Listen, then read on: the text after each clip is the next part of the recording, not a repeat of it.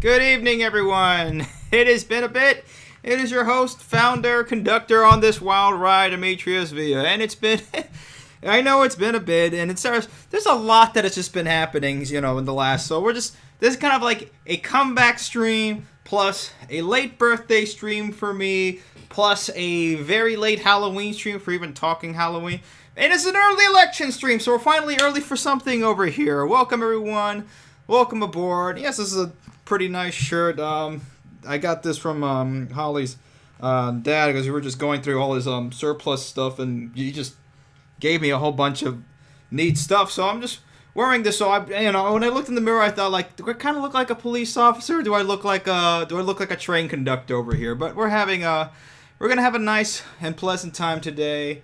I hope we are all doing well. Let me just catch up here on the chat over there. Yeah, thank you, Pensy Fan. Yep, I am back. And here's the thing. I was thinking, how do I come back here? After kind of saying I'm gonna be back and then dropping the stream after September 11th, and then coming back, and I was saying, well, how is it that I'm going to get back over here? What am I supposedly going to do?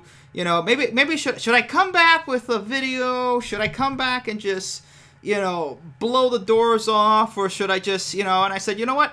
I'm just gonna go live. In the wise words of Bill O'Reilly, to paraphrase, I guess, screw it, we'll do it live. So that's what we are doing today. We are having a transit stream, an election stream before the election, and we're gonna have everybody here go ahead and talk about what's going on in their neck of the woods. If you got something that you want to show in terms of what's going on in the election, etc., go ahead and show it off. That's what we're going to be here for.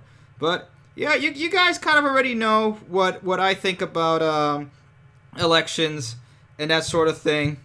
Let me see if I can try to bring this up on trying to see if I can get what I'm trying to show over here.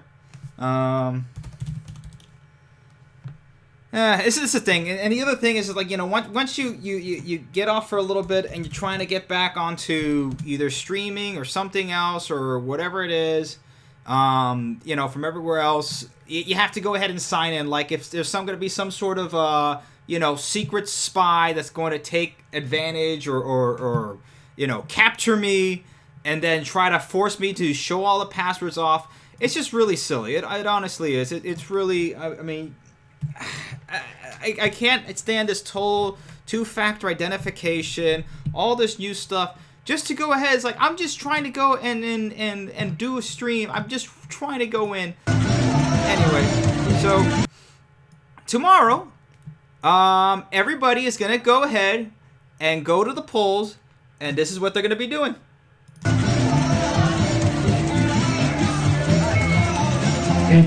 This is here you go. This is the pull yourself up by the bootstraps generation. There you go. No, those aren't election machines. That's a casino. But this is what we're all gonna do tomorrow, right? We're gonna just keep. Next time it'll do something. It's gonna this time it'll work. It's gonna do it this time. Go ahead, put that one more time. The other thing we have to talk about is the railroad strike. I know some people have been asking about that. We will talk about the railroad strike. I think that I was going to come back and sort of talk about that. I thought that was kind of important to bring up, but then things happened, and it's what it is. But yeah, we're gonna get back there. We're gonna push the buttons, and it's gonna make a change this time. This time it will do it. And that's the thing. It's like, we can talk about whatever's on the ballot, right? And we can go ahead and figure out what's going to do and get the people out to vote, etc. But as we know, you can vote for something and it won't happen.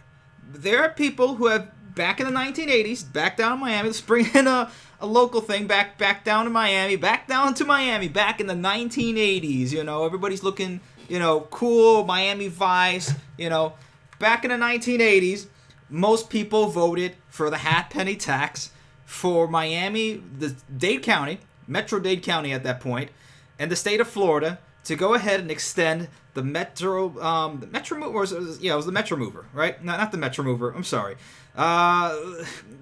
the Miami-Dade Metro, right? The train.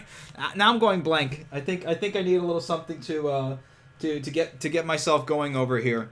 So they wanted to go ahead and extend the metro north over to the end of the county and also down to Homestead.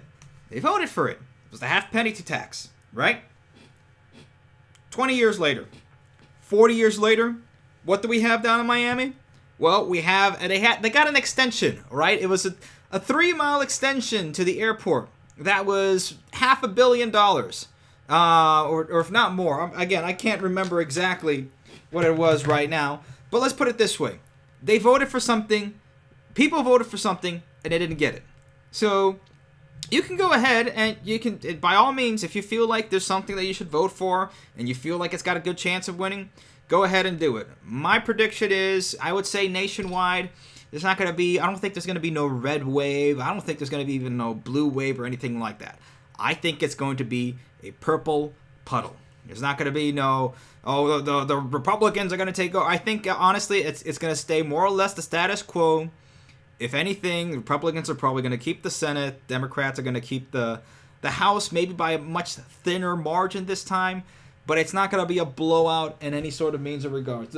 The show must go on. The show must go on.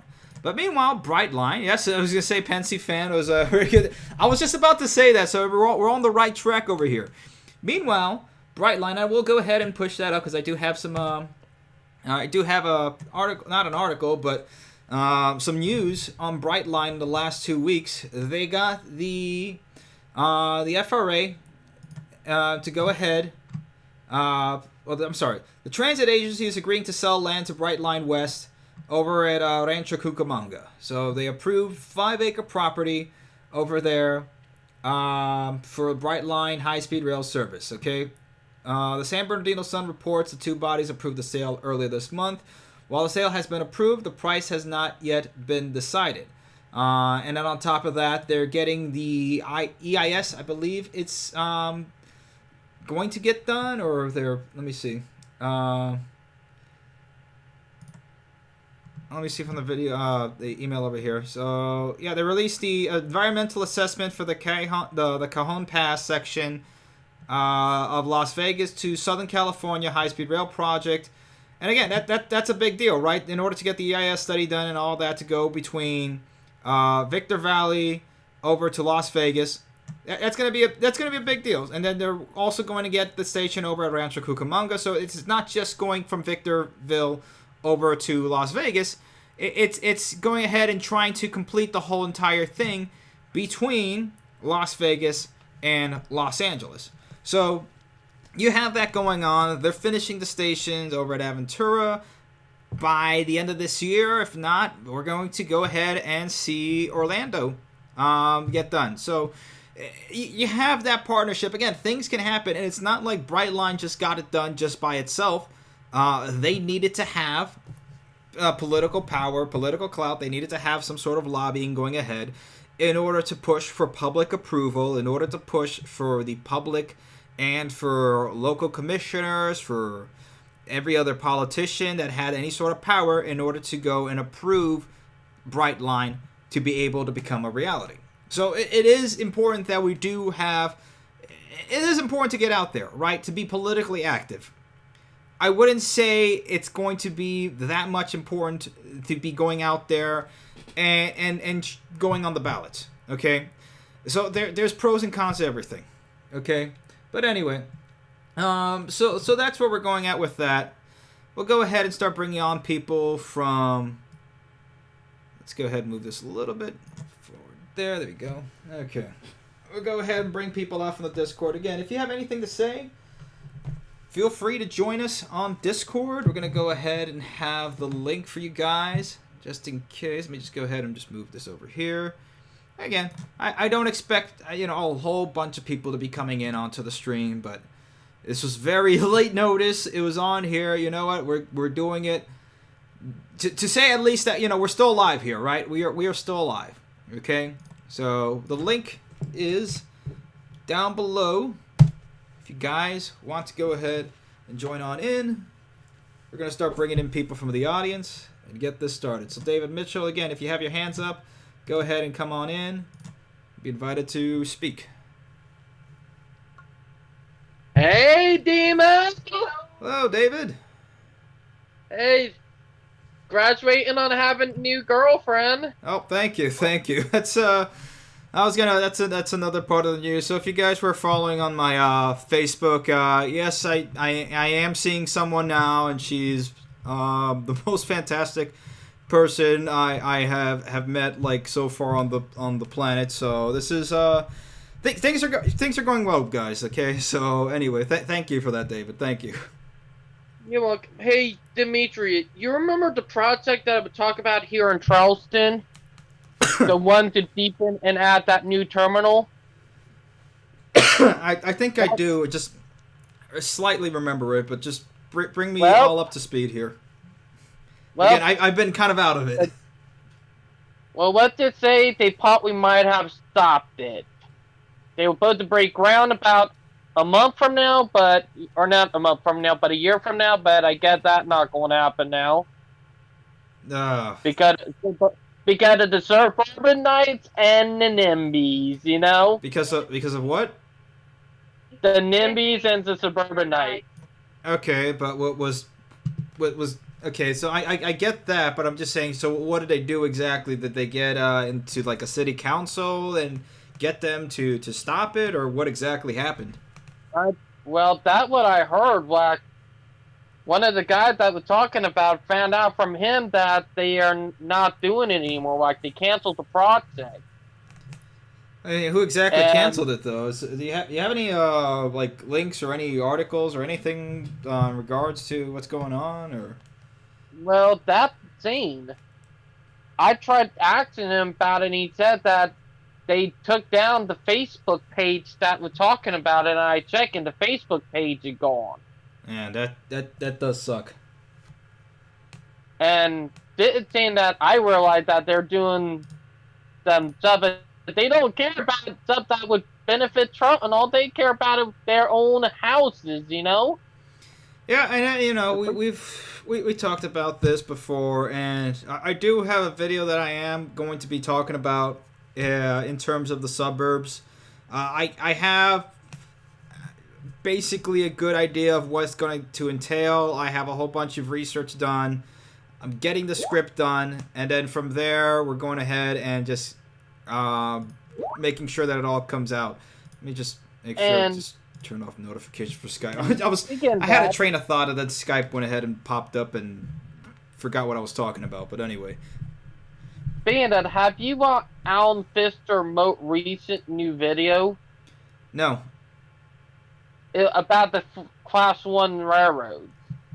I haven't. Like I said, I've been kind of out of the loop so far. I've just been kind of following stuff here and for. I'm just trying to give the floor. Again, if you have any articles or links you want me to put up there so we can all just see, just let me know.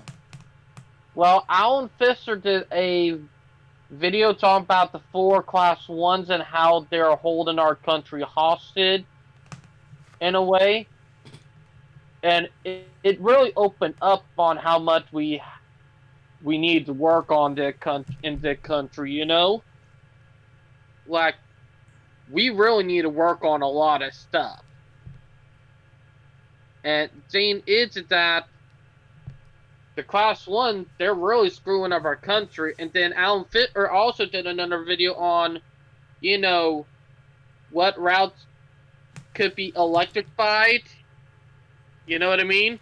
Right, and that makes sense. I haven't caught up with some of those videos. I have a whole playlist of videos that I have to go through, but I know I have a whole bunch of Alan Pfister videos in there. Probably this week I'm just going to start catching up on a whole bunch of things. Well, this one was about 4 weeks ago, and I'll share it in the general merchandise area.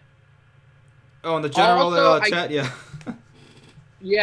Also, I got a meme video of something that happened this week on a tour railroad up in Pennsylvania. You know? Okay.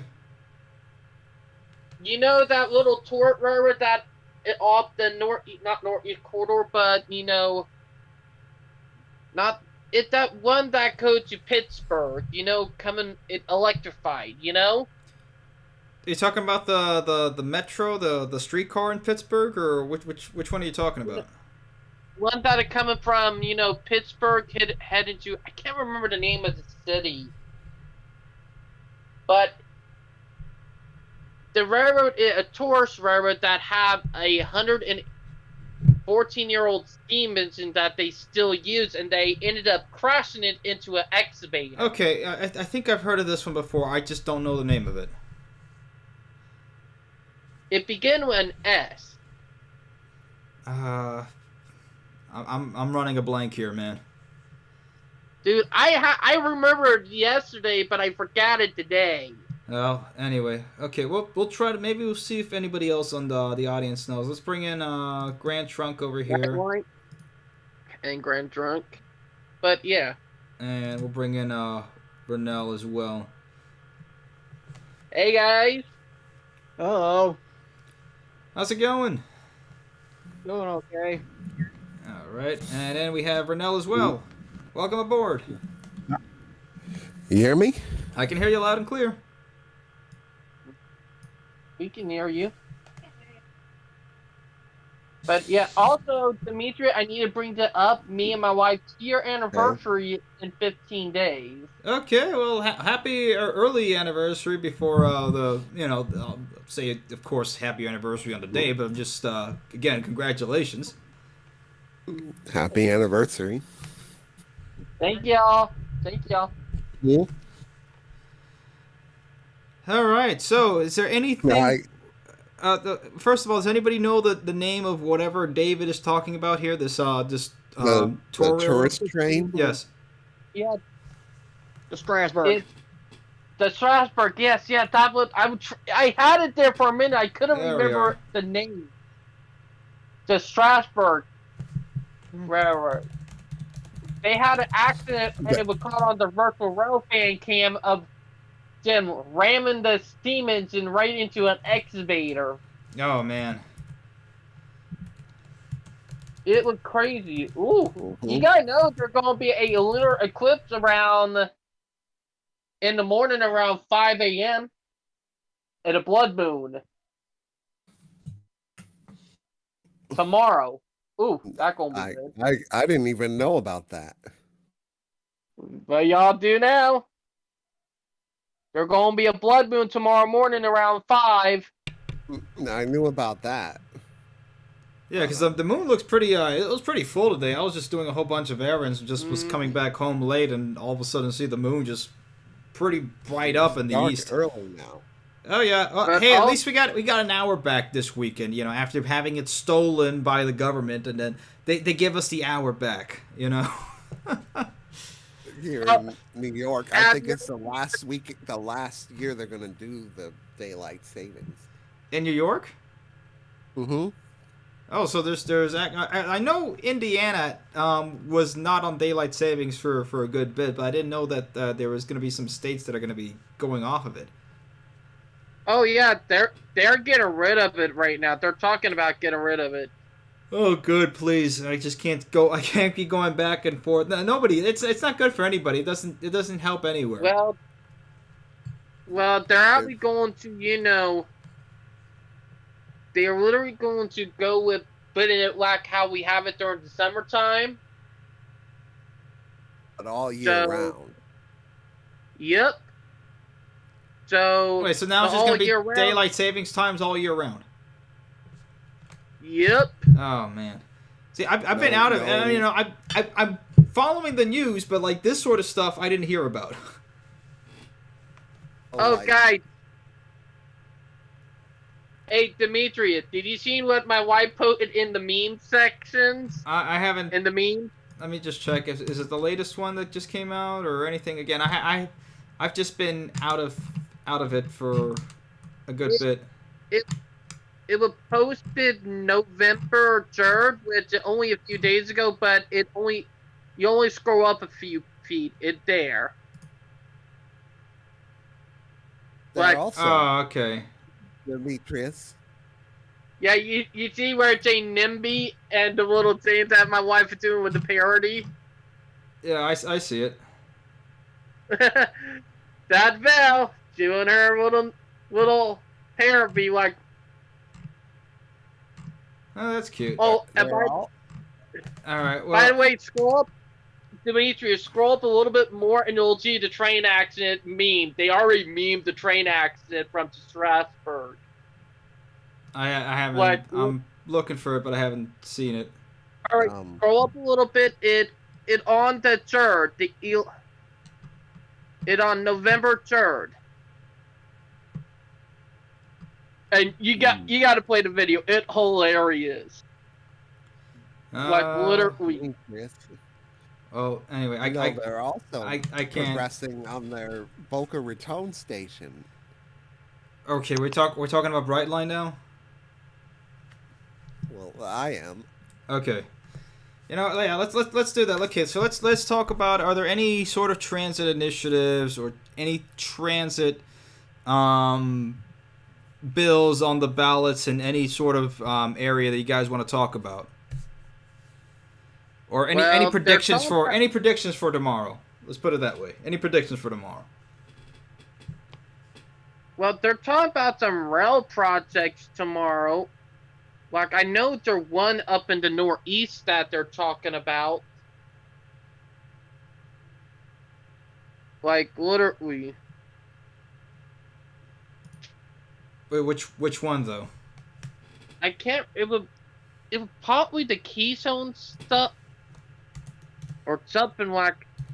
Dude, like, let's be honest. I've been tired for the last couple of days because I've been hard at work. You know. No, I understand, man. Like, work really killed me this week.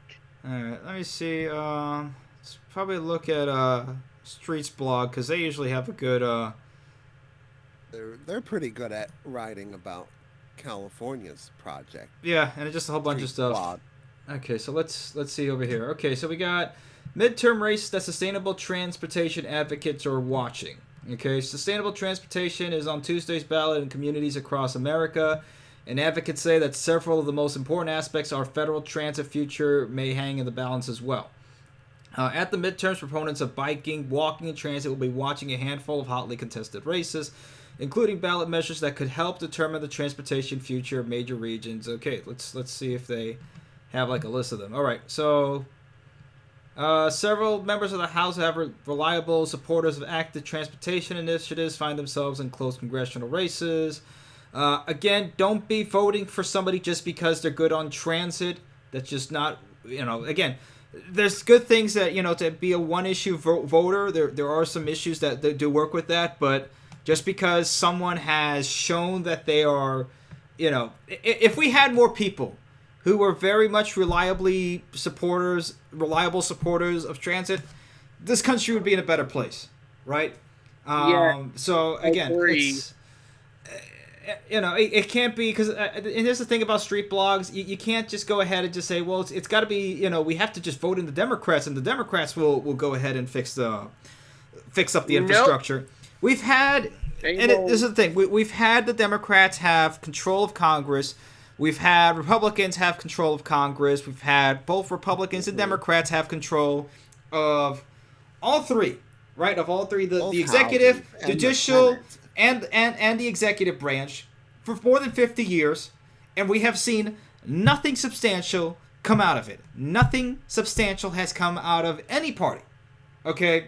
And I don't want to hear any... Yeah, and that's the thing. And I don't want to hear any apologetics for any party, because nobody has really pushed for anything. It has been mostly from a private company down in Florida going ahead and pushing as far as they can and being attacked. And it's been, again, it's more of a demographic issue than it is a political issue. The older generation, and it's the thing, it's mostly a baby boomer generation that has been mostly the NIMBYs here.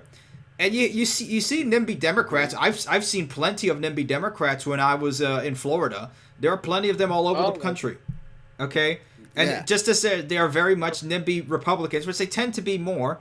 But that's just the thing. Here in New York, there are NIMBYs as well. Oh, yeah. Let me see. Advocates are also watching the partisan balance of the House and Senate as a whole. Nothing will happen. There we go. That's my prediction. They could have just put this whole entire section. Nothing will happen. Done. They should hire me. Give me $20. There we go. Local transit. Yes. Here we are. Local transit measures. This is what's going to happen, guys. And let's be honest about this. It's going to be more important what happens in your local area. You have much more power in your local area to fix things than we do have at the national level. I'm going to repeat this again as I've repeated in every other video. Forget talking about national politics. No, nothing substantial is going to come from DC. Focus in your area. Focus in your county. Focus on your city. Focus on your state. Okay? That's where things are going to get done. So... The county, city, or state level. Yes, absolutely. That's where we're gonna have more of a that's where we're gonna have more power in. We're gonna have more of an impact at a local level. Hey, And it's gonna Dimitri, I come- sent you high-speed something trains in. are going to come from private companies.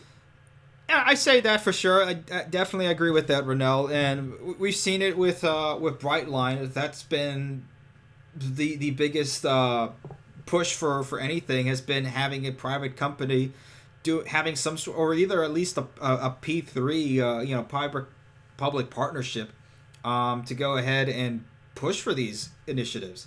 So okay, so let's go through this list. There's a good amount of local transit measures. If there's anything here, guys, that stands out to you, let me know. So Denver voters, go ahead, David. I found a meme, in a meme video, and I put it in meme. It took me a minute to find it. No worries. I'll see it on the meme page. Let's just go ahead and go through this. Okay, so local transit. You just there. It's funny. I'll take a look at it. Okay, so Denver voters have the chance to approve a new fee charged to property owners that will be dedicated to executing a comprehensive sidewalk maintenance plan. America Walk said it will make the city's walking network function in just 9 years in comparison to the estimated 400 years it would take under the current plan.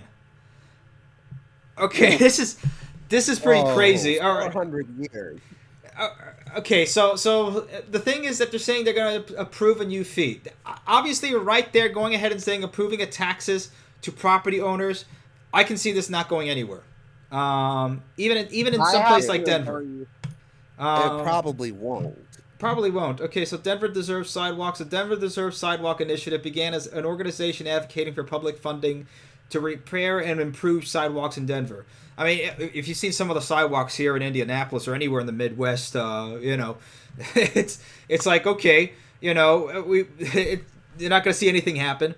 The passion for accessibility, equitable, safe, and fair. Equitable has become like the biggest buzzword in the last 2 years. I'm sick of hearing equitable. It doesn't mean anything. Means of transportation is what rallied up advocates and locals to campaign its way to getting their proposal on the ballot. Why don't we just build the cities right in the first place? That could have been something. And this is why we're trying to do this, is that at least either biding our time or educating and getting, because there's one thing about getting educated, there's another thing about getting impassioned.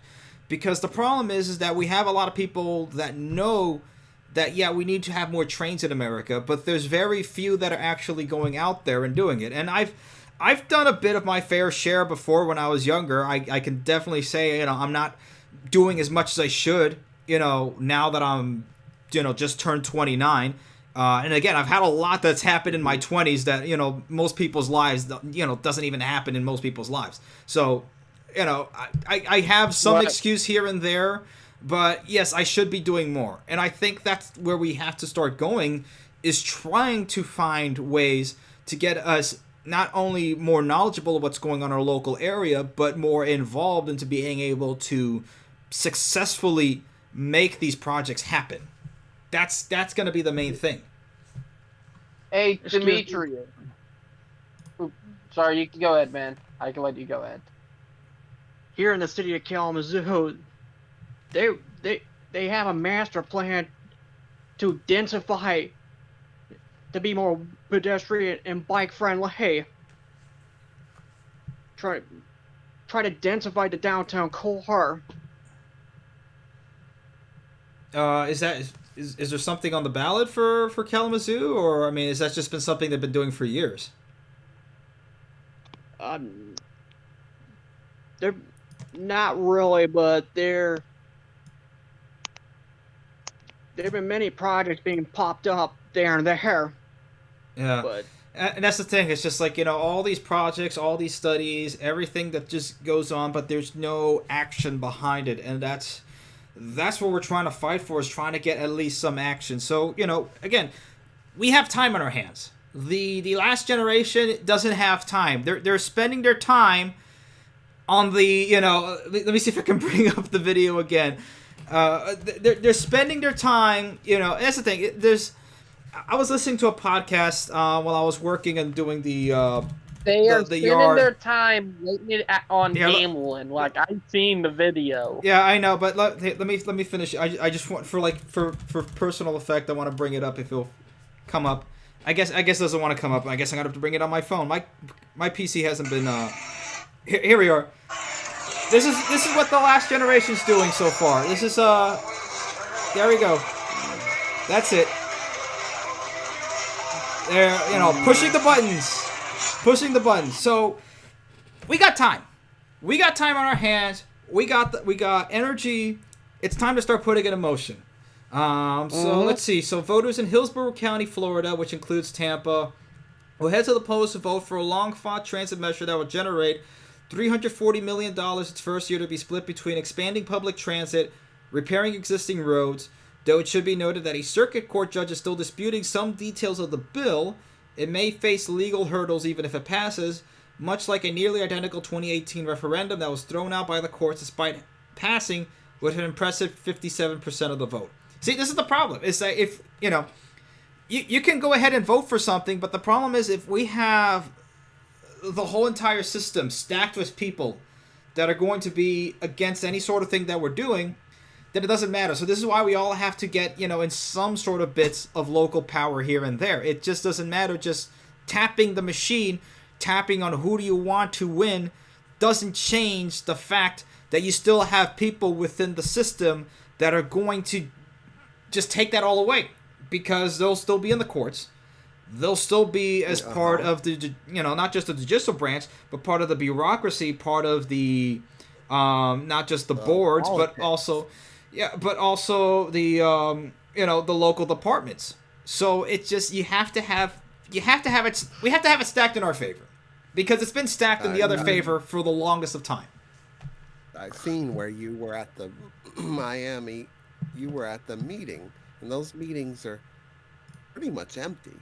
A lot. Oh yeah, and it's easy. You can be able to get there. And look, if you call them out, yeah, that's the thing. And you guys have seen the video. If you look up North Miami Beach Transit Meeting, American Rail Club, it will probably pop up. But that's the thing. You have to get involved. And when you go to these local meetings, you're either your town or city council or your commissioner meetings. There's not that many people there, unless let's say there's a really big political bill. Let's say it's something that goes on on Tucker Carlson or something like that. That's some big political deal. Then yeah, you're going to see a lot of people get in there. But again, when it comes to that, like let's say for example, like what's going on at the schools, okay? You may not agree with whatever story time that they're doing in the schools, but guess what? You're not doing the hard. You still put your kids in the school, okay? If you don't like public school, take your kids out of public school and homeschool them. Don't be lazy and go ahead there. You can affect change a lot more if you are more active in the lives of your family and the lives of your community. That's what matters. But anyway, okay. And Dimitri, I'm just gonna bring it up. Like, you think the sidewalks in the Midwest are bad? Try coming here to South Carolina, because some of them will literally take you to a swamp or right to a riverfront. Oh yeah, there's places like that all over the place. The Midwest is notorious in general because you have a lot of. There used to be beautiful cities prior to the suburbanization of America in the 1950s and 60s. And a lot of these cities have gone into complete ruin. Plus, you have the winters here in the Midwest that will cause you just have the thermal expansion in the summer, the contraction in the winter, the back and forth of the weather, the rain and everything else, just weathering the whole entire thing. Sidewalks will just be completely kaput, and then you have pipes underneath that completely blow up, and start creating a whole bunch of messes. Breaks. Oh yeah, so that's the mess that you have in places like the Midwest, which. It doesn't happen in other places that do take care of their infrastructure. You don't go to, large places in Japan, and even as bad as China is, what China is building right now, they're trying to prepare their whole country for the future. Or you go to places like in Europe, you have older cities in Europe, cities that are over 500 years old. They don't have nearly the amount of problems that American cities are facing right now. Oh, Dimitri. Right. I need to tell you something, I did a little digging into my city past, and it turned out we had an interurban electrified railroad that we started in downtown Charlotte, and it came all the way down to Hollywood, South Carolina, with only 5 minutes from my house driving time. But we used to have an interurban that came from downtown Charlotte and all the way out here where I live, back all the way up until the 1940s and 50s. Yeah. And that's when the change started to happen, and so one of the things I'm going to put in the video talking about infrastructure. I don't know if you guys have seen the meme going around, but there's like a guy that's got like some effects going on, and he's dancing like very just creepily to the song from The Princess and the Frog.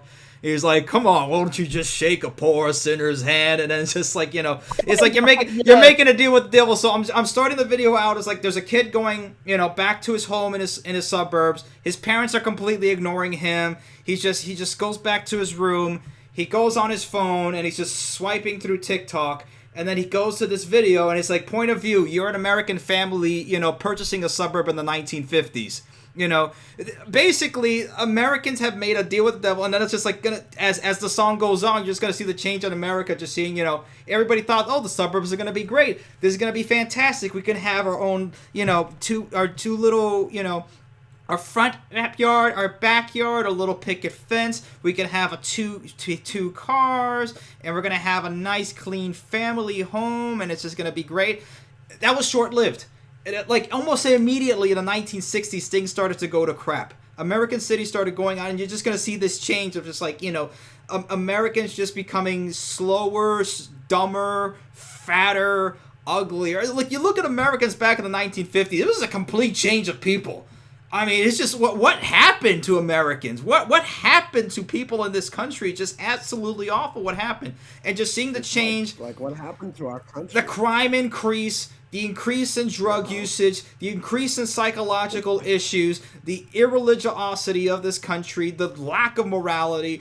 And honestly, the more and more I look at it, the central factor in this has been the change in environment in Americans. And what has been the major change in environment is because you've taken Americans away from having communities, built communities within the cities, within rural areas, and put them in suburbs. Absolutely, there's really nobody in suburbs that go ahead and have, house parties with each other. You see this all the time when you go like to a house in the suburbs. There's a whole bunch of cars from like, somebody's family that comes there and, visits for like a birthday and something like that, or for a game, and that's it. Basically, the only time Americans get riled up about anything is about football or any sort of sports or anything like that. And honestly, you're not going to see a vast change within this country because there's too much bread and circus. When people lose their Sunday game, and when people lose their access to going to Buffalo Wild Wings, is when something is going to happen in this country. Rant over. Correct. Oh, by the way, Dimitri, it's something I will agree with. Like, we got to ban suburbs. Like we need to put a ban in place. Like. Where they can't build any more suburbs. It will happen, and that's again, it's a change in coding. But let's go into this because here's some more stuff going in. So we talked about Orlando. Let me see what's going on in terms of if there's anything here. Okay, yeah, look at this. Orlando is the most dangerous city in the U.S. for pedestrians. These other 5 Florida cities rank in the top 10. We've been talking about this forever. You know, why don't the kids go outside? Why don't the kids play outside? Because they're gonna get run over by a hit and run accident by somebody who probably shouldn't be in here in the country, who shouldn't be driving in the first place. Will go ahead and run over your kid and then drive off. You know, because you don't have sidewalks. I got a meme for that. Let me see. I got a meme for that. Well, let's, I gotta look for it. We'll hold off on the memes until let's hold off onto the memes until the end of the stream. But let's go over here. So Florida's #1 state for pedestrian fatalities. It's been for like 10 years in a row. We've been talking about this. Orlando metropolitan area is the most dangerous in the United States. Palm Bay, Melbourne, Titusville is #4. Deltona, Daytona, Ormond Beach is #5. And I like going to Ormond Beach and Daytona. It's really lovely. It's nice. But going across A1A is an absolute disaster to get across there. There's basically no way for anybody to go there, and then, like, you have to wait for, to cross, and there's still people driving through, taking the red lights or whatnot. It's precarious. Lakeland, Winter Haven is #9, which is kind of sad because, like, in the little place of Winter Haven, like where the Amtrak station is, I think it's Winter Haven, right? Or it's Winter something over in Florida. I forget which one it is, but it has like a little nice Amtrak station, a nice little downtown area that's really nice and pretty. Northport. Right. You're right. Do you mean Orlando? No, it's on the Silver Star Silver Meteor. I think it is Winter Haven. Silver Star back. They brought the Silver Star back about a month ago. Yeah. I was running the whole time. You mean okay. they brought back the Silver Meteor? Silver Meteor, my bad. All right, so go by my house. Northport, Sarasota, Bradenton checked in at #6. Jacksonville is the 10th most dangerous metro area in the United States. And again, it has to do with that, driving in Florida is a nightmare. We know that, and it's just getting even worse because the amount of people moving to Florida. Everybody keeps talking about Idaho is the fastest growing state in the United States. Yeah, but you don't per capita. Yes, Idaho is the fastest growing, but there's nowhere near the amount of people going to Florida, going to Texas, in terms of per capita, because Texas and Florida are now the two big after California are Texas and Florida respectively #2 and #3 in terms of the most populous states. So of course that's what you're gonna see. Doesn't Florida have like 10, 15 million people? Yeah, I think the last time I checked, they passed it. 20 million. I think it's closing in on 20 or has passed 20. I don't know the exact number yet. In fact, why don't we just go ahead and look it up? Florida population. There we are. So we have the internet. We can find this out. Traffic is pretty bad. Yeah, that's okay. So according to the last time the census was checked, Florida's population was 21.5 million at April 1st, 2020. It's probably has gone up from there. According to census.gov, July 1st of 2021, the last time they checked, the estimate is 21 million.7. So we're probably at that rate. If it was at April 1st, if it was 21.5. And on July 1st, it was 21.7. That's an increase in just 2 months alone. That's 200,000 new people in the state. So going in from there, we're probably close to 22.5 million in the state of Florida, given that same rate. So it's been increasing, and we're going to see that, and the state needs to do something. Okay, so we have that. Let me see a little bit more about. Is there anything else about this Orlando project? And you said it, Demetrius, and you said it's past capacity. All right. Yeah. Also, they are talking about high-speed rail in North Carolina. They are starting to talk about that again. Okay, so this is exactly the stuff I was talking about, guys. Okay, so Central Floridians for Public Transit come out for the main event for the voting season in support of the penny sales tax the evening of October 26th. Gee, did in the beginning of the stream, did I talk about something about a half penny tax somewhere in Florida being passed about 40 years ago and attempting nothing? You did. Again, we don't want to go into the same situation. It's not about if certain project can get funding A or B, because we've seen this country has enough money, okay? Don't give me that we don't have the funding available. No, you have the funding available. You don't want to spend the money. You don't want to spend it on this project, okay?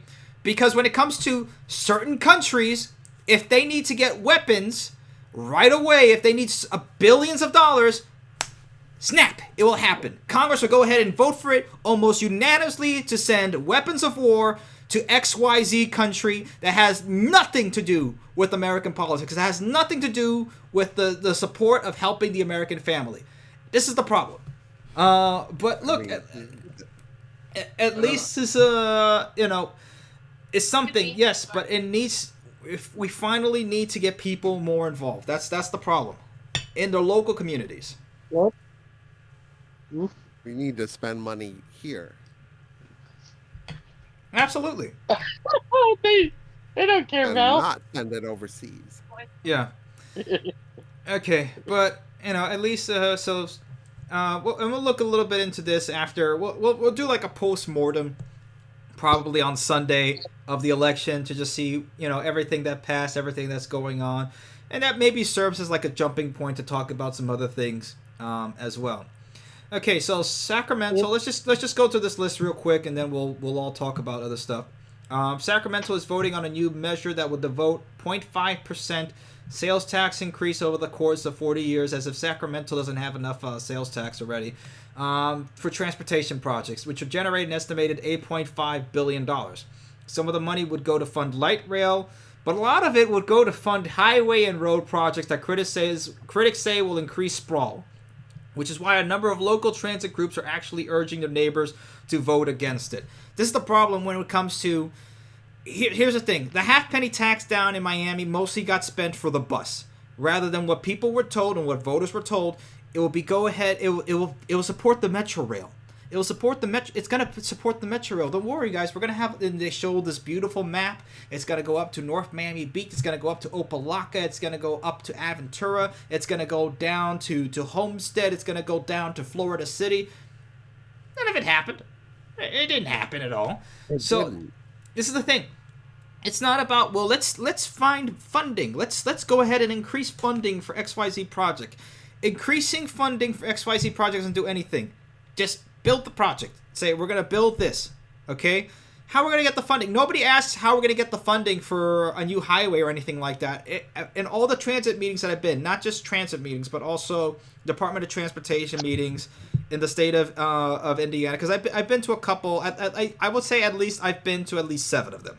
Okay, and that's a pretty high number for any local voter, local citizen to go to 7 Department of Transportation meetings in any state. But the thing is, like, I've been to there. Nobody asks where the funding is coming for the construction of a new highway, or the construction for a new overpass, or for the fixing of a highway. Nobody asks that.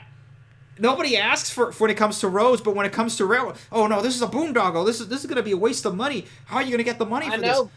Nobody says that. The reality, Gene, is it, if I ever do this and they call me out, I'm going to call them. Oh yeah, what about your interstate and airport that y'all always build, and the extra lanes that you keep on building?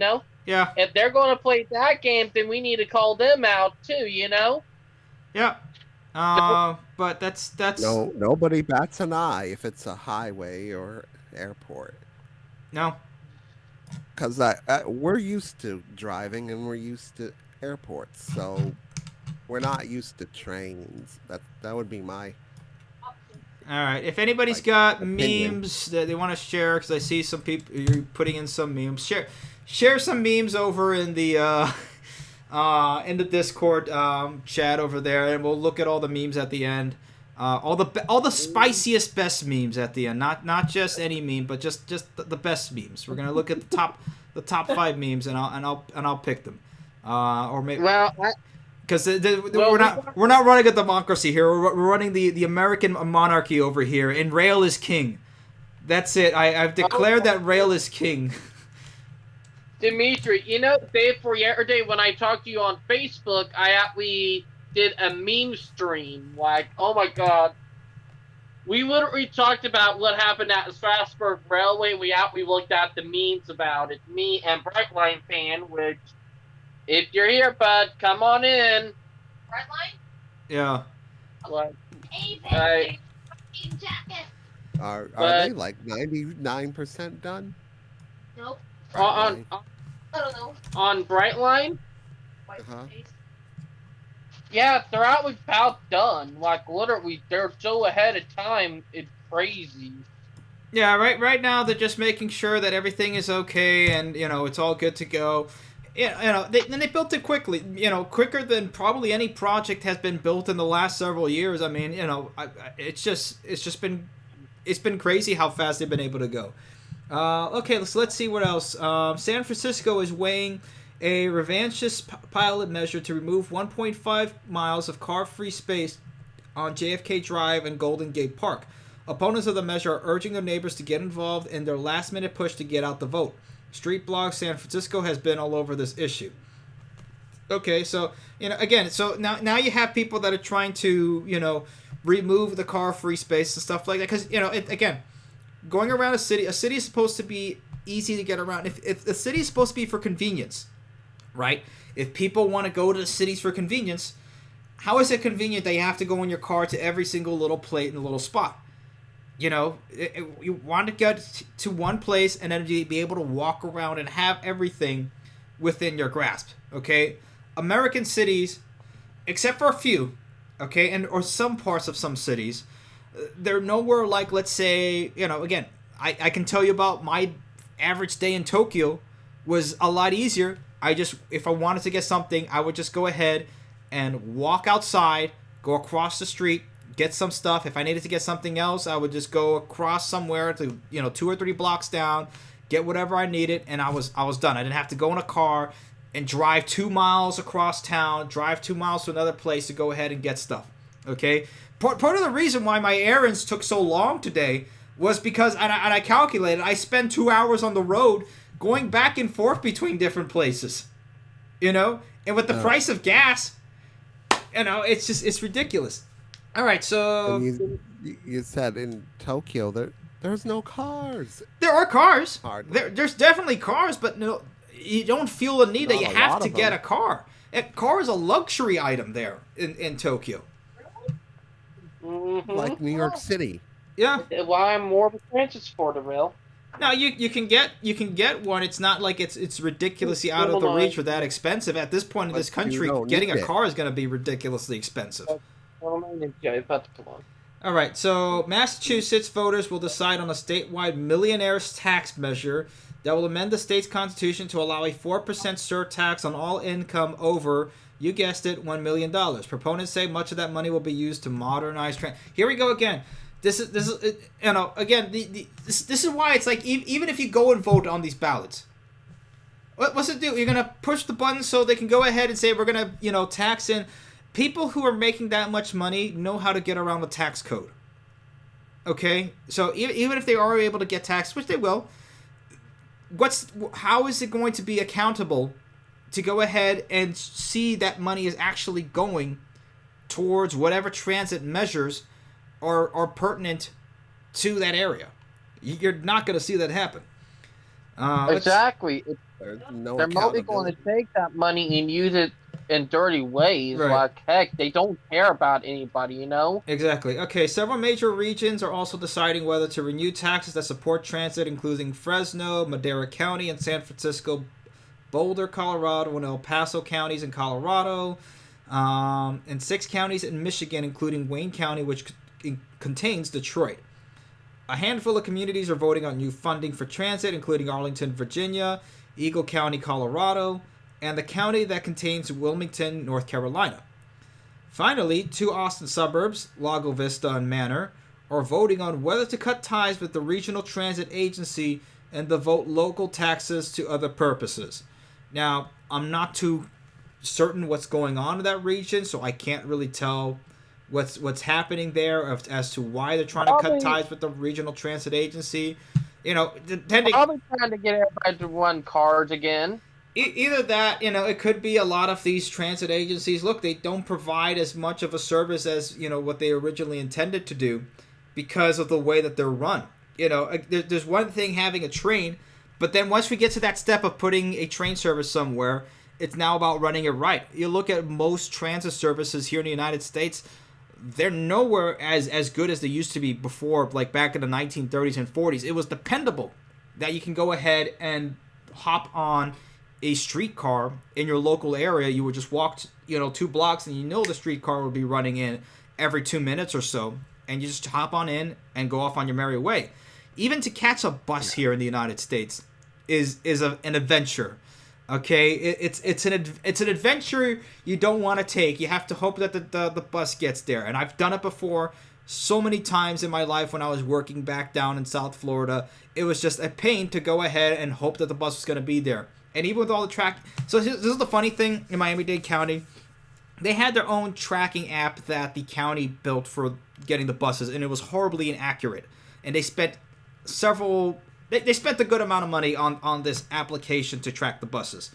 One kid from Florida International University went ahead and built his own application through his own API and all that sort of stuff to go ahead and track the buses, and it was absolutely on point.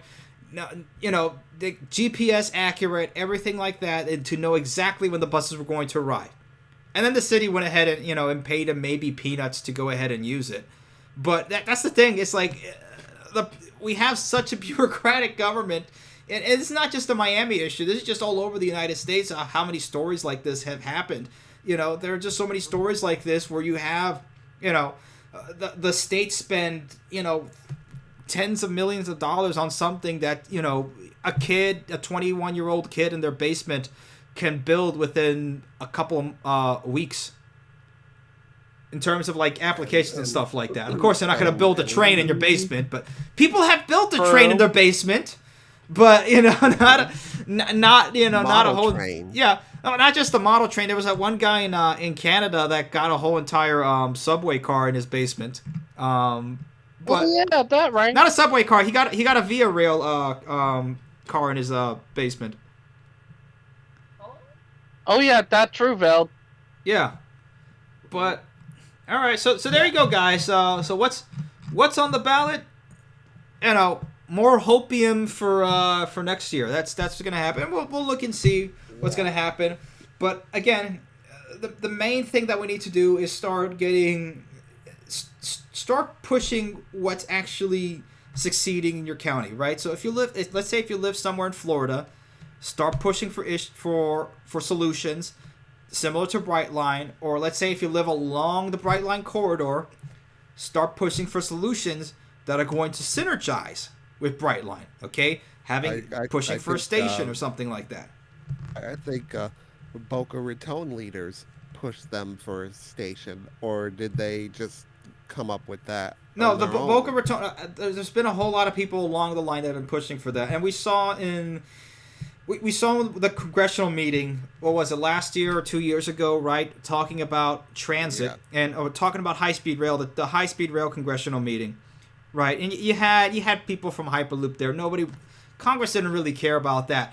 What was the hot kid in the house was Brightline, okay? And why? Because Brightline had a real deal. Even though you had the representative from Amtrak, the president from Amtrak, I forget what his name is right now. He was saying, "Well, we run the only high speed rail here in America, or we run the only high speed line here in America." He was like the crying cringy. He's like the crying cringy Wojak meme that's like crying, and there's like the Chad Brightline.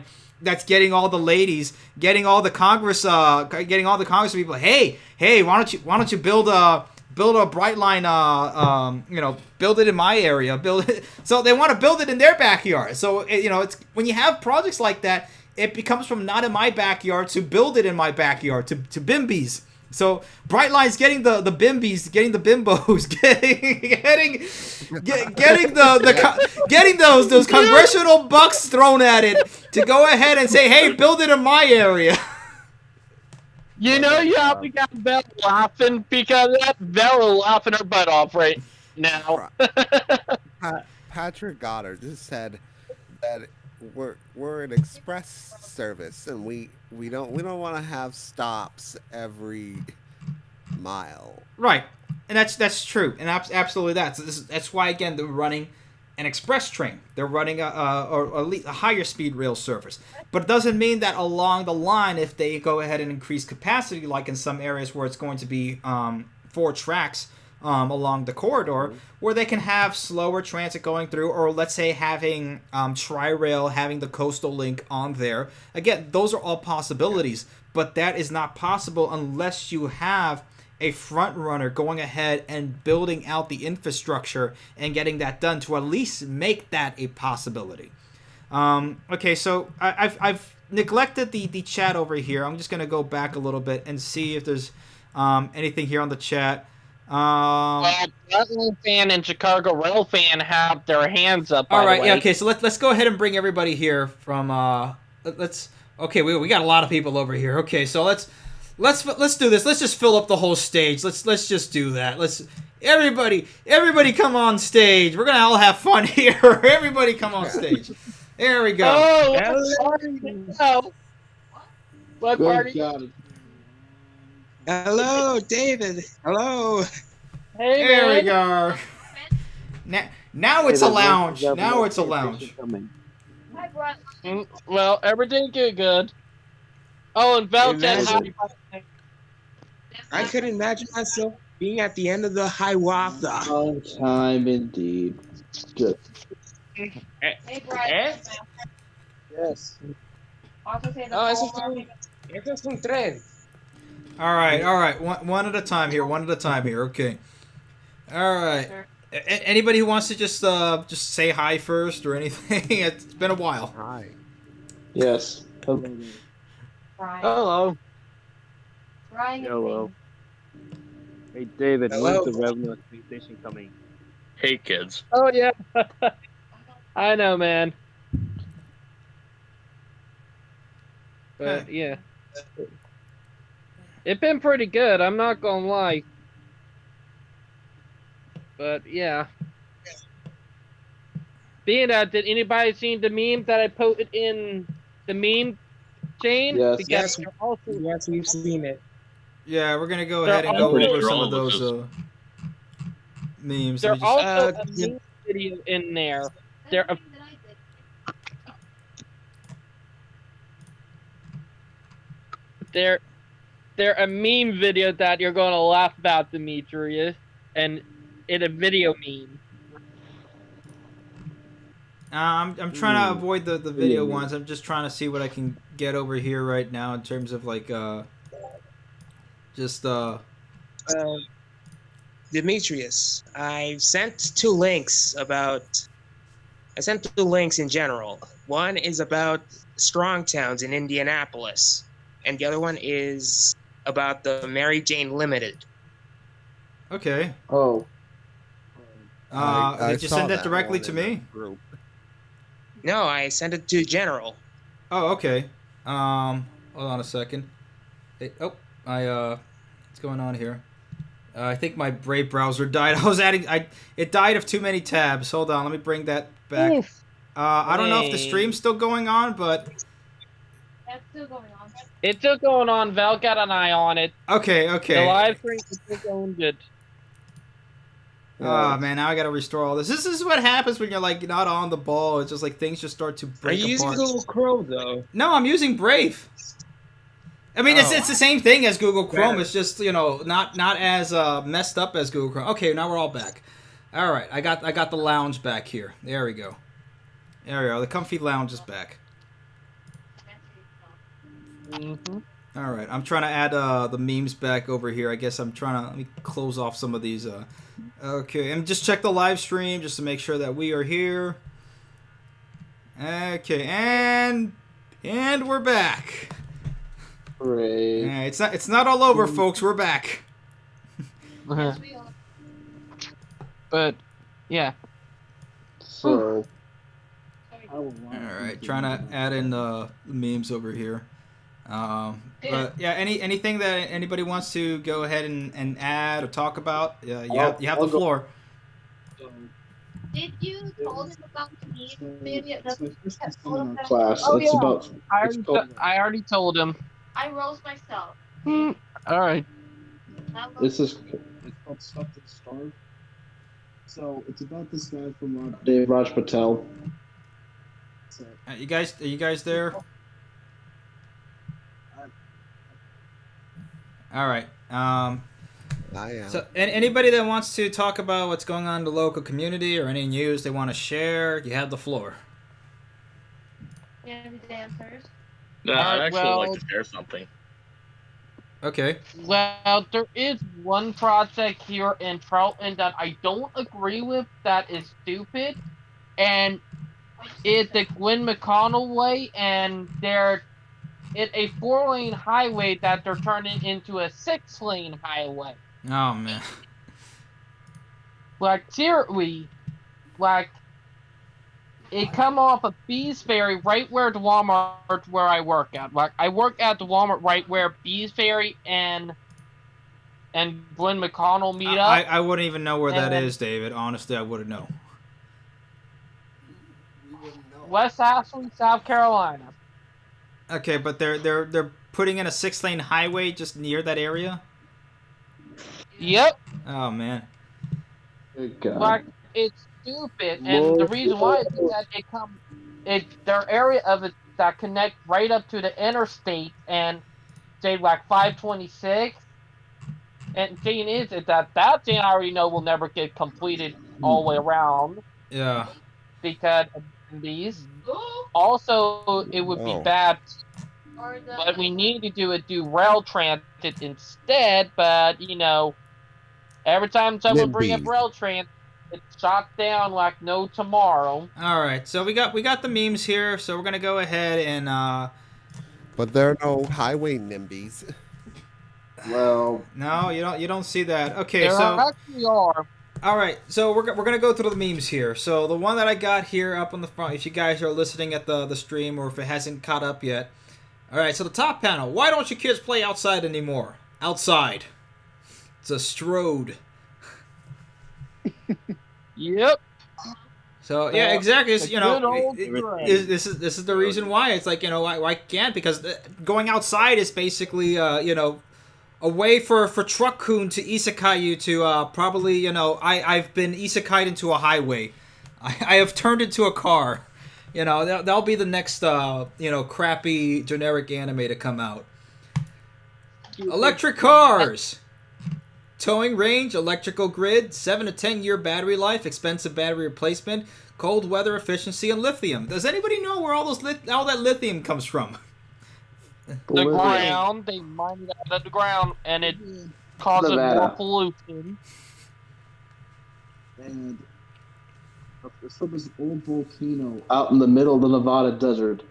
The gigantic hole in the ground. Yeah, which I don't think it's the funny thing, with Elon Musk now buying Twitter, I do agree that the reason with him buying that is going to make it a lot easier for him to now push his own stuff.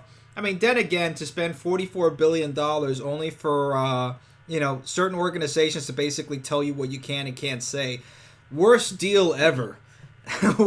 Worst deal anybody could have ever made. But anyway, here we are. This is another one.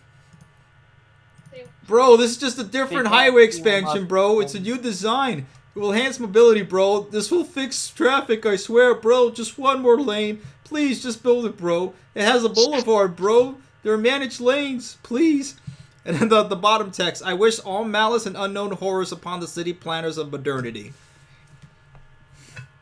Because again, we've talked about this before. It's not just who you vote for. It's who gets in the bureaucracy, who gets in your local transportation board. Because these are mostly places or mostly positions that people don't vote for.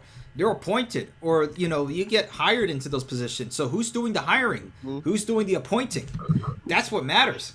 And it's usually not the people who are voted in. There's usually a whole bunch of people that have been there. No matter how many governors or mayors of your city or county or state have been in there, they've had that job for 20, 30, 40 years.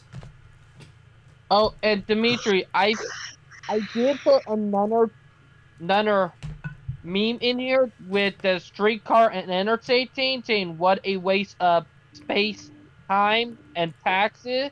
And then on bottom it had with the whole traffic jam interstate thing, this is fine. You know, that's what the older generation is. Like, I put that in the memes, you know? All right. We got 3 more memes here. Well, you guys can all see it there. Okay. American Urban Planning Starter Pack. I think you guys have seen this one before. Again, you have the big lane, middle main roads that have nowhere to cross, no people walking through. You have your basically your cookie cutter giant parking lot with your Walmart and Chinese restaurant and 5 other stores in there. Your big blocks with just endless parking, endless highways. Just closed off little roads everywhere and just major traffic jams instead of having walkable cities, walkable areas, smart planning, having trains instead of that. Yeah, they don't. All right, this is the one trains. that you're talking about, David. What a waste of space, time, and taxes. This is fine. And the last one we got over here. You support public transport? Yes.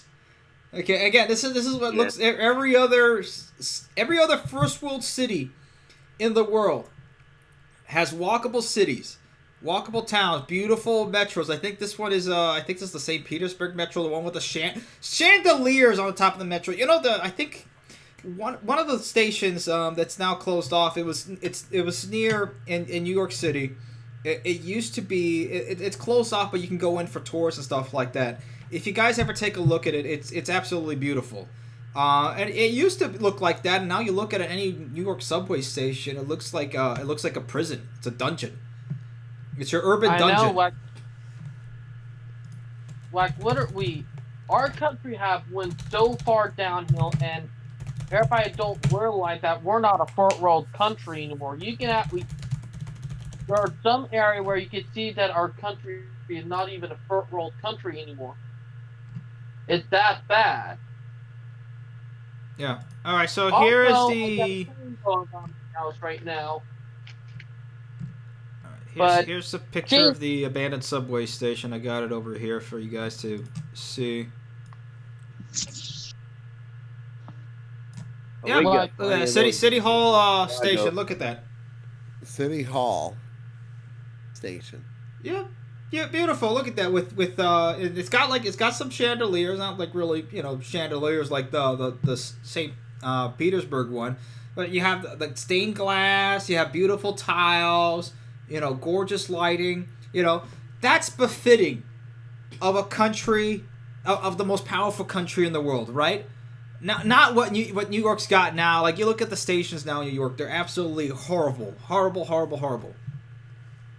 Mm-hmm. But even like Grand Central Terminal looks okay. Yeah, because that's what the thing. Things were built to last back then. Things were meant to have a timeless appeal to them. That they were. It didn't matter what time, which is why like the old Penn Station. It looked like something that was classically designed. It would still be as relevant today as it was made back then. You look at a whole bunch of architecture from 500, 600, 1,000, 2,000 years ago in places like in Italy and in Europe and places like that. Still the same thing. It's still timeless. Okay, Penn Station today. Tore it down. Yeah, people want to get rid of the new Penn Station today because it looked, it was modern for the 70s, but it looks terrible, a couple years later, and they didn't even build it right. It's falling apart. It's leaking all over the place. It's awful. It's dingy. It's cramped. It's dirty. It's disgusting.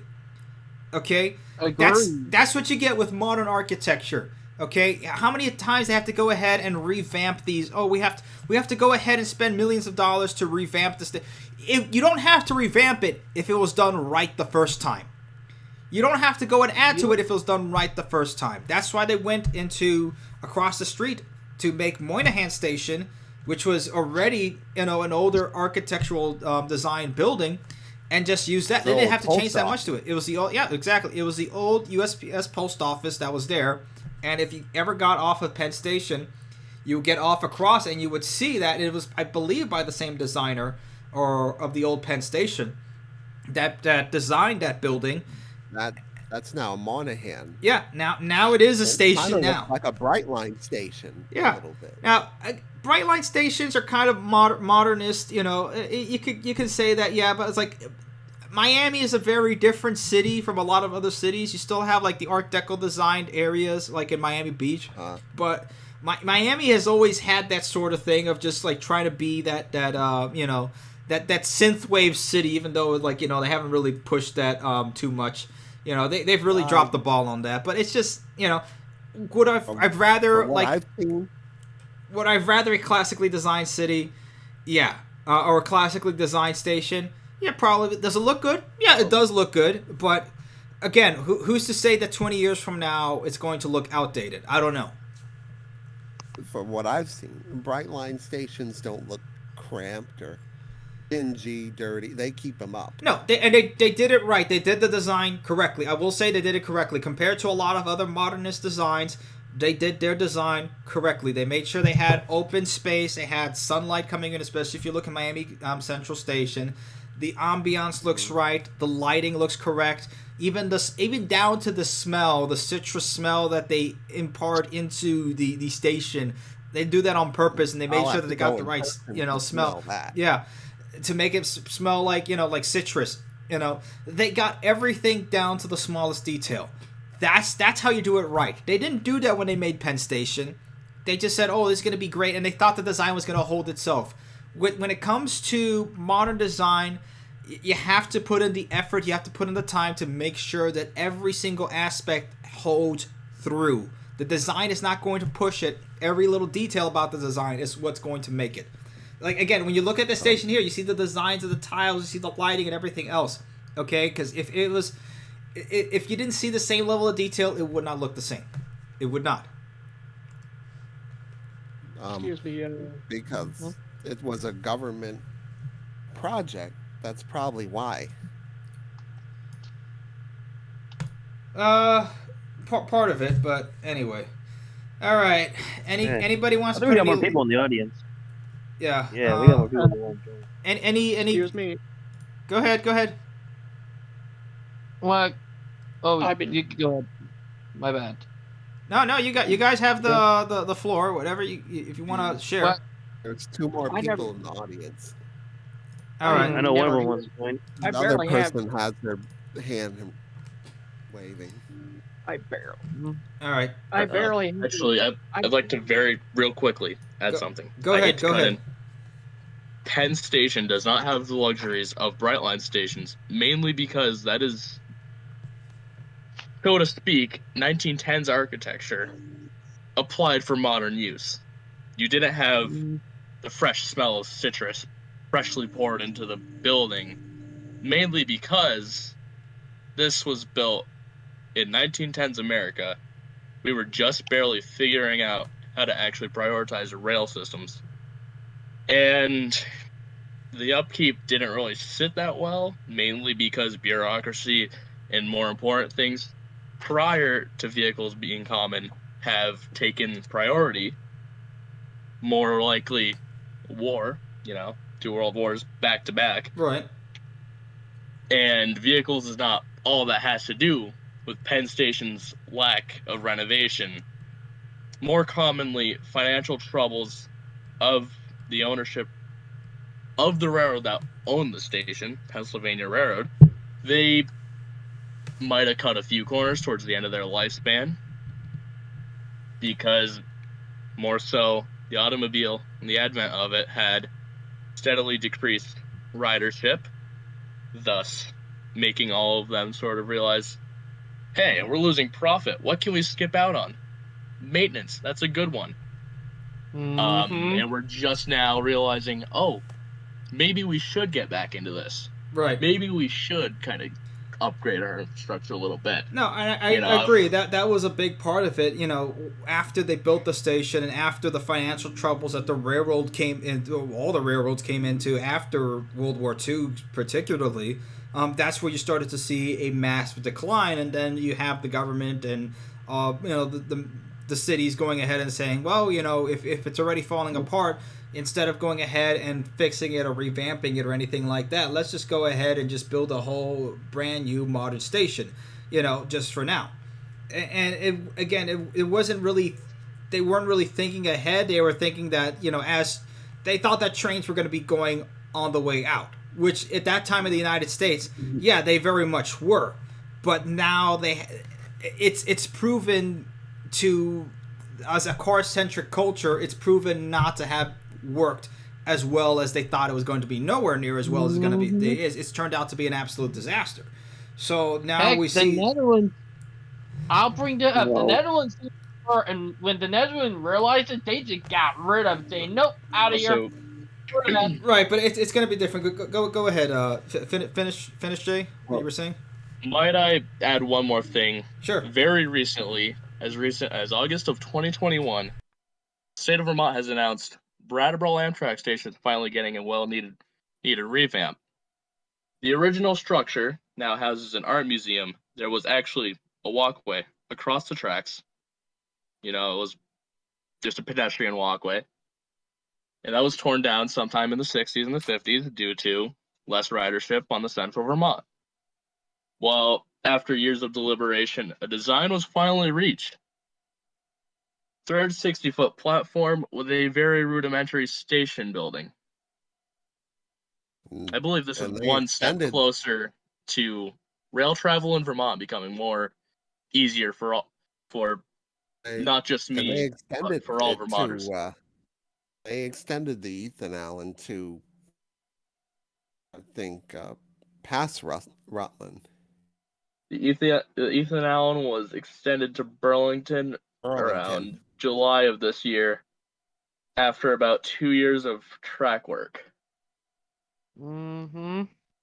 So from And it- Rutland all the way up to Burlington was all modernized, minus a few things. More notably, mainly stations that were bypassed prior to this by the Rutland, not as in like the town, but the railroad. But as my own thing was actually talking about the Vermonter, which is underrated and overlooked. All the spotlight is cast onto the Ethan Allen because, oh, look at us. We get an expansion to Burlington. But the Vermonter over here has just been sitting there, dormant. We've actually been asking for an expansion to Montreal for the past decade or so. I think The it original did train go to that went- Montreal at one time. The original train that went to Montreal was the Montrealer, operated until Adirondack. 1995. Then on April 1st, 1995, the Vermonter came into service. That was largely due to Central Vermont transferring into New England Central. But the Montrealer halted at, I believe, either Essex Junction or St. Albans. St. Albans probably a little bit later, because at that time track maintenance was super low on the railroad. But as I was saying with Brattleboro, it's your first impression coming into Vermont. You're just coming in from Massachusetts. Absolute terrible place. I'm sorry for going through Massachusetts. But you're coming into Vermont. Bright first impression. Beautiful station. Not seeing like a rundown pavement platform with a single yellow stripe that's fading day by day. No, you're seeing a beautiful station that perfectly symbolizes the culture of Vermont. It's like going to Bellas Falls. You know, you got the old station building from, I believe, around maybe 1870, 1890. You're seeing peak architecture from that era. You're not seeing some weird, modern, futuristic station design.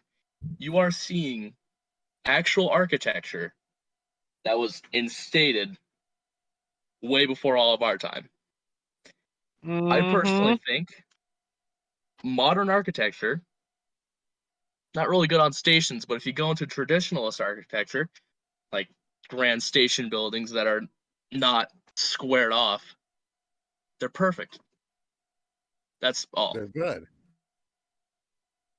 Yeah, no, I agree. Oh, he did that was a mic drop moment right there. That was pretty good. That was a mic drop moment right there. Like straight up 10 out of 10. Walks into the stream. Modern architecture sucks. Doesn't elaborate. Leave. Well, elaborates, then leaves. that was pretty good. I do agree with that. I got to get in contact with this guy. I remember a couple years ago when I went to the Midwest High Speed Rail Conference, they had a speaker there talking about train architecture and a lot of the symbology behind a lot of the different, let's say, statues in a lot of stations, the architecture, the classical architecture of stations, the way that they're designed, the way they're laid out, etc., and how important they are and how timeless they are. I'm gonna see if I can try to get in. I know I've been saying this, but I gotta see if I can try to get in contact with a lot of people. There's a lot of stuff that I want to do, and thankfully, hopefully I can be able to get some help and start getting this through and finally moving on ahead. But all right, anybody have any other last words they want to go ahead and say? We're gonna probably cut this stream off at around 9:45, so let's keep this curtain short. Well, I do gotta agree with this whole stance on architecture. Like, I remember in the L, they recently I think it's consolidate the Randolph Wabash and Madison Wabash into the Washington Wabash station, and quite frankly, that station looks pretty ugly to me. I do agree with stance like on old architecture, especially the ones that they constructed back in downtown in the 1890s. You know the one I'm talking about? I think so. I do. Yeah, they still have some of them. I think the best station they have in terms of like architecture in the CTA is Quincy. That one is pretty well kept. I've been there myself, and I'll just say like Chicago's architecture is classic but old. Like it's run down. Like a lot of it needs to be upkept. And I think that's like one of the good examples. And it's sad because no, I was just gonna say real quick because Chicago has some of the best architecture within the United States. I mean, that's what a lot of it is known for. Is the city proper is just has such beautifully designed buildings. They do, and heck, Chicago is the birthplace of skyscrapers. If you remember, it was the birthplace. Oh yeah, skyline. Yep. And it was the birthplace of concrete and metal building because that when they started really building them off in Chicago. Yeah. Hey David, for the Ravendale train station, you can use some traditional architecture rather than modern architecture. Come on, man. I knew you were going to meme about that. I knew you were going to do the meme about that.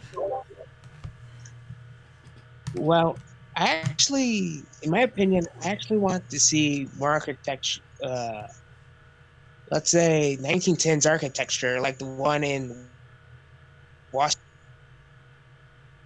where the Excella runs. Oh yeah, the Washington D.C. station. Yeah, and again, a lot of that, either Beaux Arts architecture, Art Deco architecture. That I say was peak American design at that point.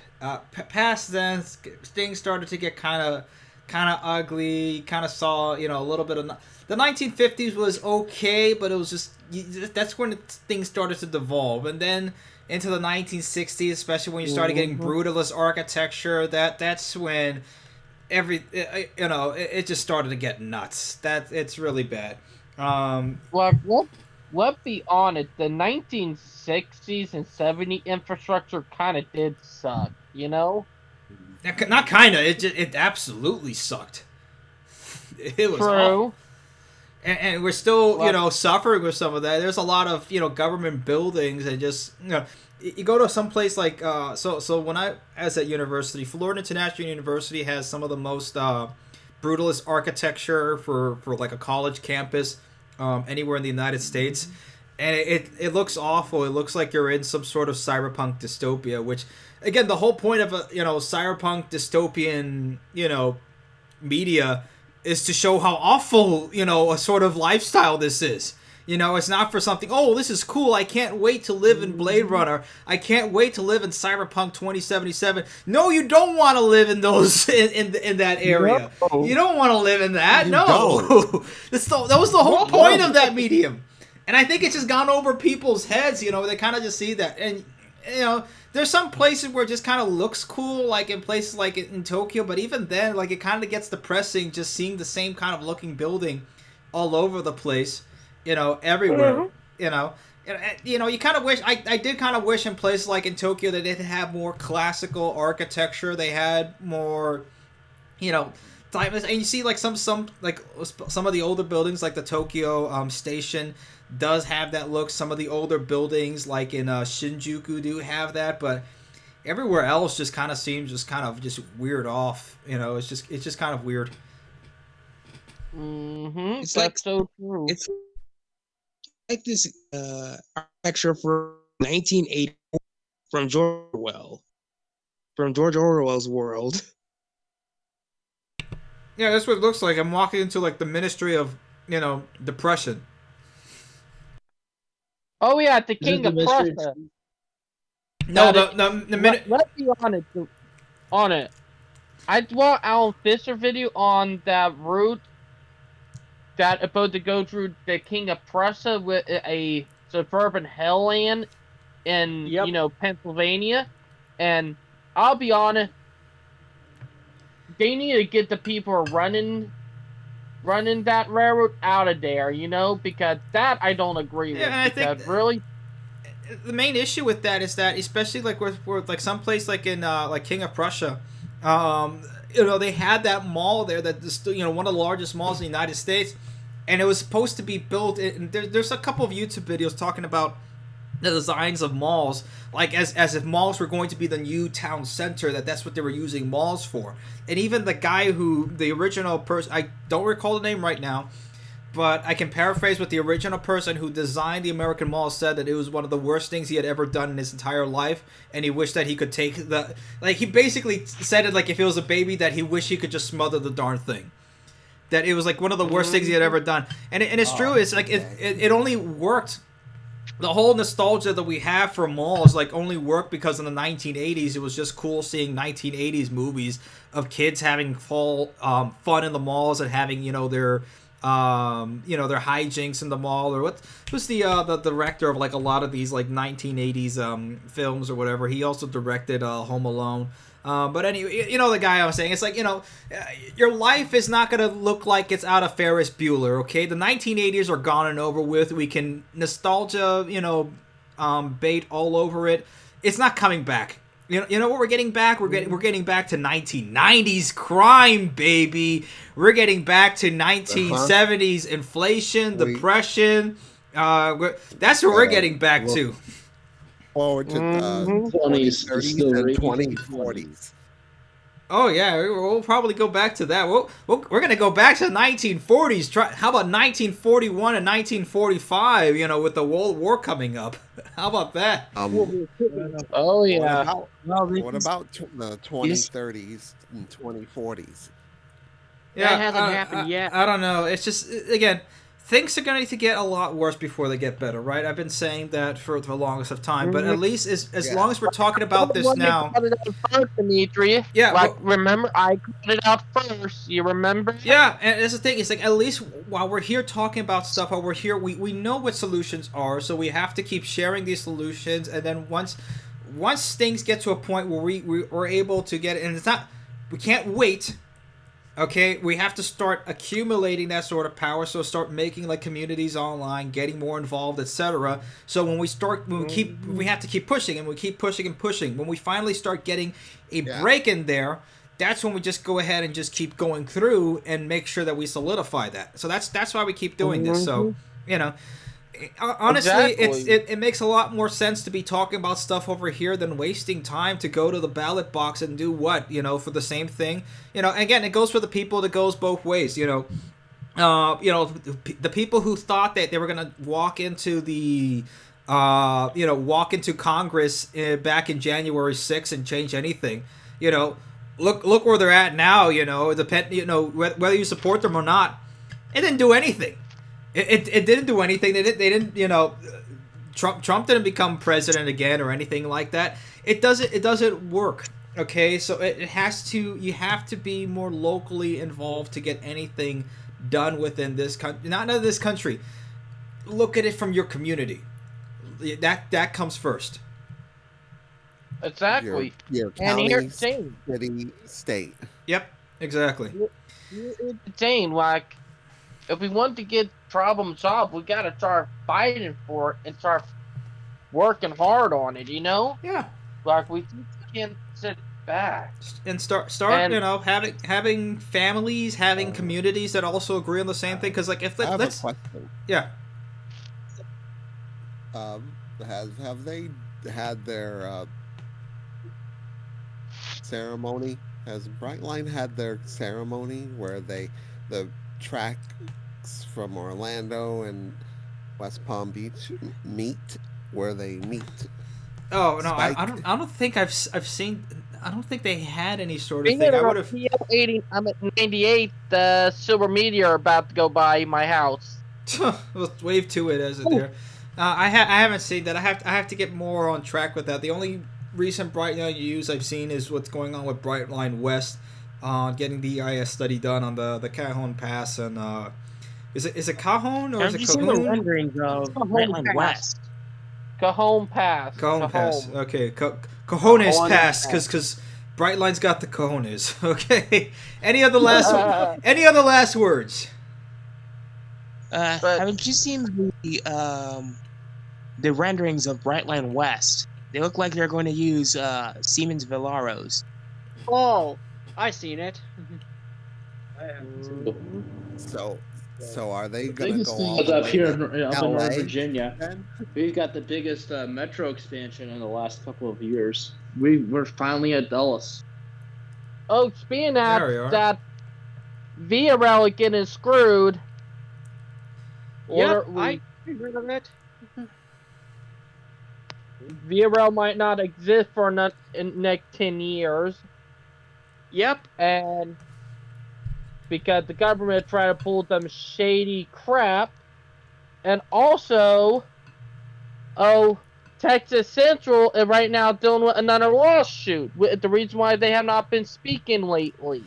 Yeah, it's been kind of Lord. depressing seeing what's going on with Texas Central Railway. That is pretty sad. Like, It has literally, been. like, I mean, the thing is, like, Like- they had, if they could have only just held on, but the state did that on purpose.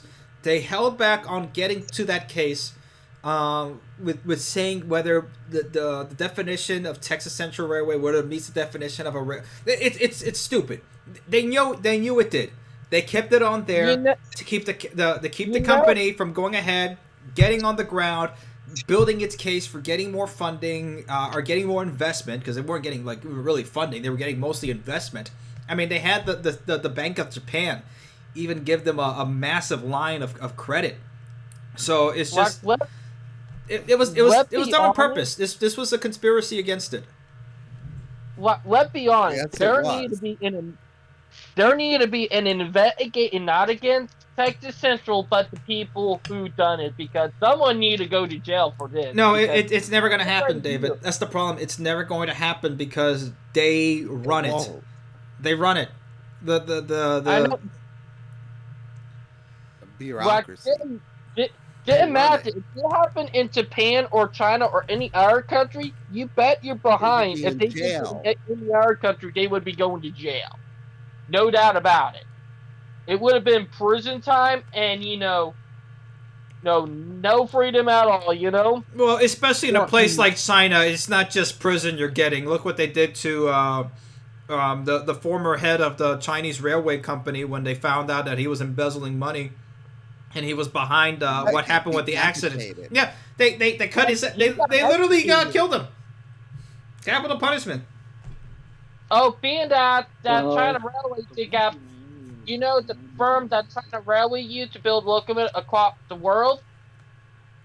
Like, they got blacklisted. Like the China Railway Company got blacklisted here in the U.S. Yeah, I mean, The CRO. they still got. Then they still make the the rolling stock for the Boston Metro, or is that not happening anymore? Boston Metro. They already got it out there. It already done. Yeah, that's what I thought. So, I mean, hey, that's at least something, but, you know, and at least we have Siemens over here in the United States going ahead and making their trains, but, I mean, we have to... There's a way that we could be able to have more industrial manufacturing here in this country. We have the workforce, you know. The problem is that we don't... The way that we have our system set up, especially our education system, really pushes people away from these sorts of jobs, and not only that, the way that the economy is set up, it's like, you know, if somebody could go ahead, graduate from high school tomorrow, and then step into a factory the next week or the next day and be able to make enough money to own a small home or a starter home, not rent, own a home, have a family, and be able to make have kids and be able to make a life like they used to back then in the 1950s, this country would be far better off. We wouldn't be talking about all these sorts of issues. We wouldn't be so angry. It would be. Yeah, but that's what we're trying to get towards, is making that so people have that, you know, once, if you want to be an 18-year-old kid and just say, you know, hey, I want to go ahead and work at a factory, you know, making trains or making steel rails or something like that, then yeah, or making whatever it is, you know, as long as there's some sort of manufacturing here in the United States, that's what has to start happening again. That's what we're hopefully getting to, because it's not just building the train, it's not just having people going on and off trains, it's also the whole economy and the whole environment that circulates around that. It's having an economy that supports American families, it's having that morality back again, it's having that sort of environment where people feel like this country actually does care about them, that they have a nation that they can feel proud of. Nobody out there, for it, whether you're very right leaning or left leaning, because let's put it this way: most people in this generation have just been getting more and more towards whichever side. Nobody feels that this country has their back anymore. Nobody does, whether you're right leaning or left leaning. You're becoming more radical. Yeah, well, you know, why are the kids becoming more radical? Well, look what you've done. Look at what's going on. Why are these kids becoming radical? Because instead of passing on, you know, instead of passing on, let's say not just wealth, but like, you know, passing on what you had the last generation, you know, and it's not every baby boomer, but you go to any casino, and it's basically all baby boomers going on there on the slot machines. And it's like, it's not even like not even you know having that physical, like, you know, connection of pulling the bar. No, they're so lazy. They're just there, glassy eyed with the fluoride 10,000-yard death stare, just going ahead and pressing that stupid button. Oh, it's not just that; it's a Gen X. And there's too. typically some that slot machines if ever Egyptian themed, like it's either it's like the Egyptian theme, or it's like some like really like Coomer brain sort of thing. It's like I Dream of Jeannie, and they have her like, you know, chest hanging out or something like that. Some 1960s. It's either that or Bewitched or some like Chinese themed one, because there's a lot of Chinese that love those slot machines. They love gambling, man. They love Dimitri. Yeah. Let's not forget the Gen X. You know, like they are one after the Boomers. Like, let's not forget them. I know, but let's not make it too much of a generational fight, because it's like we already know. And let's say it this way: we're making our plans to know what we're going to do. We're starting to do it. We're going to keep pushing this. We're going to keep pushing for transportation, for rail transportation. And having a better country. That's what we want. And if you don't want a better country, TikTok. That's all we gotta say.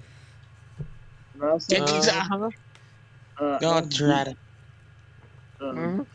Now, do we tell you about college life? All right. Any all right. So let's close this off, guys. Okay. Five more minutes. Before you play that meme video, please. It's hilarious. Which meme video? I don't. Is it on the meme page? Yeah, it on the meme page. Scroll up. You'll see it. Is it from November 7th? Today at 8:30? Yes. Okay. All right. It fit in for what our country is right now. Like, watch it. All right. I'm trying to see if I can get it over out of here. Be good. That brings me Thomas vibes. Ooh. Well, beyond it, that locomotive that they used at Thomas and the Mastic Railroad back in the day. Oh, really? Mm-hmm. Yep. Okay, so here we Yep. go. We're playing the meme video that David wants. Gary R. Oh no. Oh no. That's a fender bender. Oh man. That's a fender bender. It's a little bit more than just a fender that got bent. The whole boiler's just completely busted. Not the whole bottom, because here's the crazy thing. We got that locomotive back up and running today. It's back up and running. Oh shoot. Literally. Oh man. It only took them 3 days and they got it up and running again. They got the. I just see that one more time. There we go with the little train sim UI there. But that took my boiler a whole new meaning. That's a fender bender. Oh man, that was a good one. Alrighty. Dimitri, that's the reason why I wanted you to play that, because that would have made you laugh. It did. It did. Like, I haven't played that on my live stream day for yesterday on Saturday night, because, oh my god, that was funny. But yeah. Oh, but man. it's been a crazy year, and I'm glad you finally found someone, man. Oh yeah, I know, and there's a lot of other things that are going well. So it's just because hope I and know pray the that last things year are. been kind of tough for you. It has been, and you know what? We're gonna have, and this is the thing, guys. We're gonna have ups and downs in your life, and I've been there. I've been in the abyss, and you know what? I've been able to get myself out, but you don't just do it alone. You do it, You have other people help you. You have, especially God, especially because I'm a very, Catholic person. So, I believe in that. Yes. You need to have that. And that's the thing, especially in this country, whether you believe in God or not, having God outside of this country and having that now, that this disbelief that we've had in this country has been nothing but disastrous. When this country was far more religious, when this country was far more Christian than it is now, it was a much different place. It was a far better place to be. It hasn't been better for anybody, no matter what your race or color is. It hasn't been a better place for anybody here right now in this country. So, there's a lot of work to be done, and it will get there. It's gonna get worse. We're gonna get lower down there, but you know what? We have to keep fighting, even if we don't see the day of victory. You have to keep fighting. That's what we gotta do. Hopefully our grandkids and our kids see it. Yeah. Like we need to build a future for them. Exactly. Like, we can't go ahead and just piss it all away on the little slot machines and pressing the buttons. $10,000 here and there would have been $10,000 better spent on giving it to your grandson. Okay, hopefully if your grandson was raised right and won't spend $10,000 on V-Bucks. Okay, so just make sure of that. That's the other thing. We can't be such a consumerist culture that the next generation is gonna keep doing the same thing, because then what's the point? If Zoomers are gonna be just as bad as Boomers, what's gonna be the point? So that's why we have to get ourselves in gear here. And exactly. spoiler alert: they might be worse than we actually thought. Yeah, it could be. True. But anyway, all right, guys. Let's go ahead and hang it up over here. I think that's is a good way to go ahead and end it on a good note, on a cautious but a good note. A cautious but good note. All right. So, let everybody have a great night. On a good one, a positive note. A positive note. Dimitri YouTube channel. All right. And I hope everybody enjoy. All right. Am I right? Yep.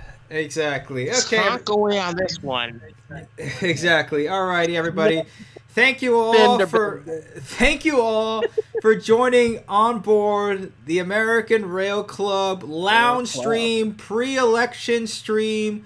We will see you all next time. Hopefully I get a video out. Hopefully. All right, but we're getting there. You guys know what I'm doing. I'm going to hold myself accountable. We're going to get this done. All right? So see you all next time. Good night. Please like, subscribe. Night. See you.